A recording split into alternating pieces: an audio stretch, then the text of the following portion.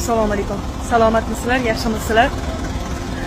Qur'on festivallari to'xtatilib, pivo festivali boshlangan joydan men sizlarga bugun prямой efir qilyapman. Qonunlar kimga qanaqa ishlash haqida bugun siz bilan gaplashamiz.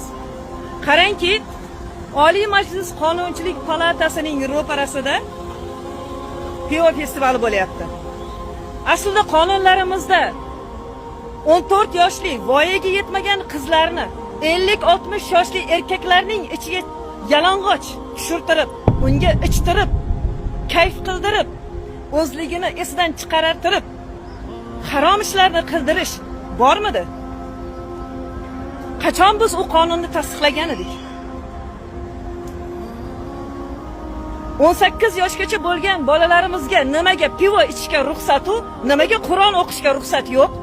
Nimaga men bolalarimga istagan joyimda Qur'onini o'rgata olmayman u? Nimaga bular meni bolalarimga sening erkinliging bemalol ichish bilan, chekish bilan, qimor o'ynash bilan o'lchanadi degan signalni bera oladi? Bu signalni berayotganlar kimlar? Va bu signalni berayotganlarga aslida qonuniy to'siq qo'yadiganlar, ichki ishlar xodimlari bularni kimdan himoya qilib bu yerda qorovullab turibdi?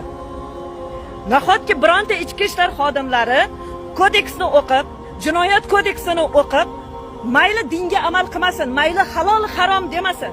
Voy, jamoat joylarda spirtli ichimliklarni ichish, targ'ib qilish, tarqatish mumkin emas ekan. Nega endi biz qilishimiz kerak? Nega qonunan taqiqlangan festivalni biz himoya qilishimiz kerak deydigan bitta ham formali xodimimiz yo'q? Amallaringiz va pagonlaringiz qonunlardan ham qadrliroqmi, hurmatli ichki ishlar xodimlari? Nimaga men bugun o'zimni vatanimda bolamga Qur'onni o'rgata olmayman-u? Nimaga qayerdan kelgan bir kelgindilar qonunlarni buzib, spirtli ichimliklar tarqatishni bemalol xotirjam targ'ib qilar ekan va bu yerda voyaga yetmagan yoshlarning qatnashishi erkinlik deb taqiqlan, bemalol tarqatilar ekan. Nega? O'ldikmi? Butun o'zbek erkaklari o'ldingizmi? Agar siz o'lgan bo'lsangiz, biz ayollar tirikmiz. Janob prezident, iltimos, to'xtating. Norozimiz, xafamiz.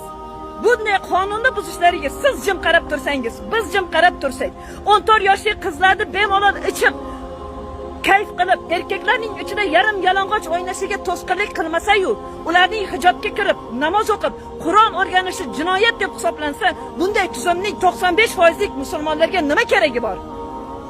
Kimga keragi bor? Nimani aytmoqchisizlar? Biz qarshimiz alkogollarga. Alkogolni bemalol tarqatib 14 yoshli qizlarga ichirishlariga biz qarshimiz.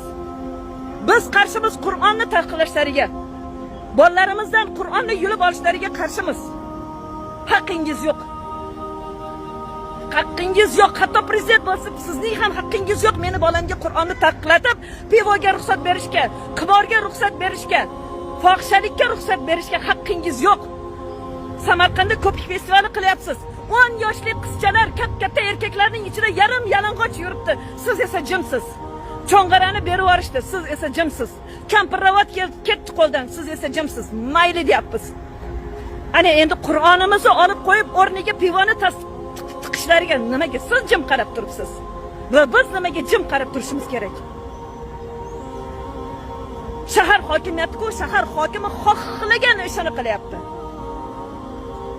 Kim bu ishlarni boshida turgan? Nimaga kimdir norozilik bildirsa, 14 yoshga yetmagan, voyaga yetmagan qizlarni mana shunday joylarda ichib, 50 yoshli, 60 yoshli erkaklarning ichida yarim yalang'och bo'lib yurishlariga qarshilik bildirganlar qonun himoyachilari tomonidan nimaga qonun buzilishiga jim turmayapsan deb jazolanishi qanchalik to'g'ri? Insof bormi sal? Vijdon bormi sal? Iymon bormi sal o'zi bu yuqoridagilarda? Buni qarangki, meni qizim o'zi istab Qur'on o'rgana olmaydi, lekin o'zi istab bu yoshidagi qizaloqlar pivo festivalida qatnashishi mumkin. Chunki bu erkinlik. Nimaga o'zi istab dinini o'rgana olmaydi-yu, nimaga o'zi istab bunaqa fahsh joylarda 50 yoshli erkaklarning ichida ichib mas'alas bo'lishi mumkin va buni merisalarimiz qo'riqlab turishi kerak. Ha, bu bemalol faxrishini qilsin, faqat Qur'on o'qib qo'ymasa bo'ldi deb. Nimaga? Qarangki, shaharimizning hamma kattakonlari shu yerda Hamma bilib turibdi buni noqonuniy ekanligini.